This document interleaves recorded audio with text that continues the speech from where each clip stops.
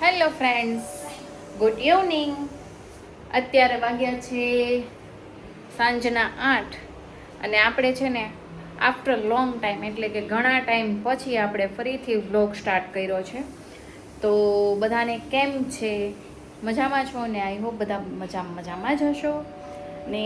આપણે છે ને આજે બનાવીએ છીએ, રસોઈનો ટાઈમ થઈ ગયો છે ને, તો તુરિયાનું શાક વઘારી નાખ્યું છે અને રોટલો બનાવવાનો છે. રસોઈ ખાલી મા દીકરીની બેની જ છે, તો આપણે તુરિયાનું શાક ને રોટલો બનાવવાનો છે. તુરિયાનું શાક વઘાર નાખ્યું છે અને રોટલો બનાવું છું. બાકી બસ જો ખાઈ પીને જલસા. અત્યારે છોકરાઓને તો વેકેશન છે. માહી બેન કરે છે કામ, કપડાં સંકેલવાનું કામ કરે છે અને હું બનાવું છું રસોઈ. ને પછી આપણે બની જાય એટલે જમી લઈશું. તો બન્યા રહેજો આપણા નવા બ્લોગમાં અને મસ્ત મજાનો સપોર્ટ આપજો, જેથી હું ફરીથી મેં વ્લોગ સ્ટાર્ટ કર્યા છે તો મસ્ત રેગ્યુલર વ્લોગ બનાવું નવા તમારા માટે. તો લાઈક શેર ને ફોલો કરી દેજો, સબસ્ક્રાઈબ કરી દેજો. બાકી જો અત્યારે છે ને આપણે શાકામાં વઘારી નાખ્યું છે અને તાવડી ગરમ કરવા મૂકી દીધી છે. પાણી ને મીઠું એડ કરી દીધું છે. હવે આપણે બાજરાનો લોટ બાંધીને રોટલો ઘડવાનો છે. મા દીકરી વચ્ચે એક જ રોટલો બનાવવાનો છે, કેમ કે બે વચ્ચે અમે એક જ રોટલો ખાઈએ.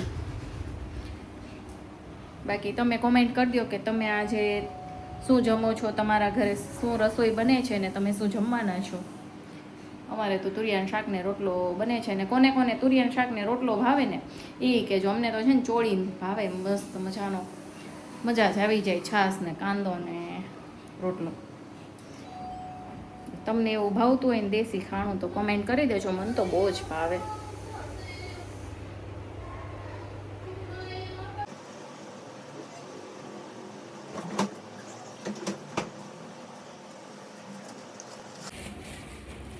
આ છે બાજરાનો લોટ. અમે છે ને બાજરાનો લોટ છે ને ઓછો લાવીએ, કેમ કે બહુ ઓછો રોટલો ખાઈએ, ક્યારેક જ ખાઈએ. આવું કંઈક શાક હોય ને ત્યારે જ, તો ઓછો લાવીએ અને એને અમે ફ્રીઝમાં રાખીએ છીએ, જેથી બાજરાનો લોટ છે ને સરસ રે, ખરાબ ના થાય. કેમ કે ક્યારેક ખાવો હોય ને આપણે ચાળીને ભરી દીધો છે જબલામાં અને એને ફ્રીઝમાં રાખી દઈને અત્યારે આપણે બનાવવાનો છે એક જ મોટો રોટલો. બનાવી નાખીએ.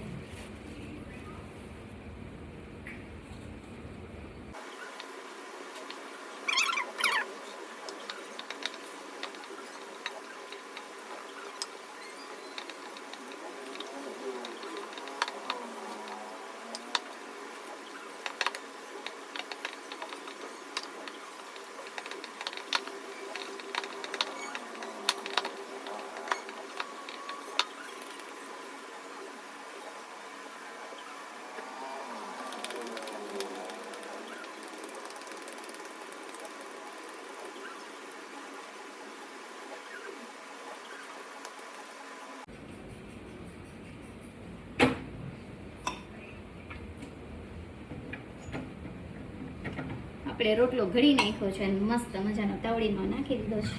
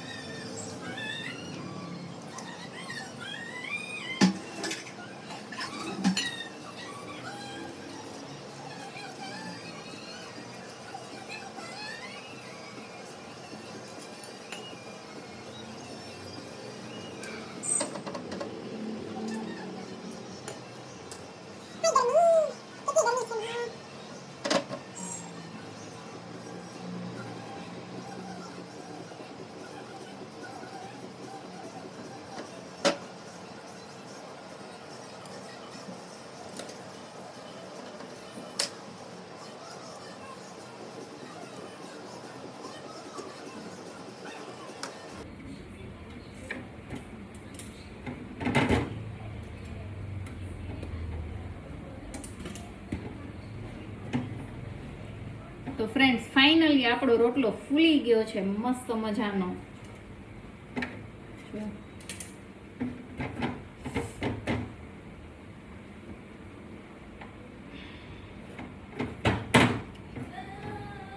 ગરમ ગરમ રોટલો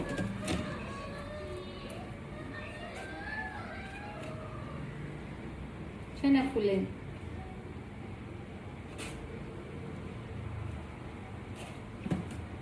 શાક રેડી થઈ ગયું છે મસ્ત મજાનું.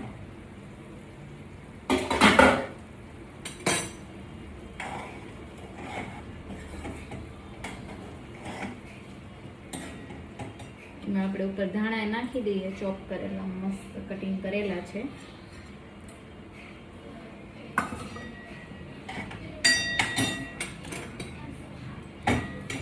બતાવી દઉં તમને સબ્જી પણ. આ છે તુરિયાનું શાક.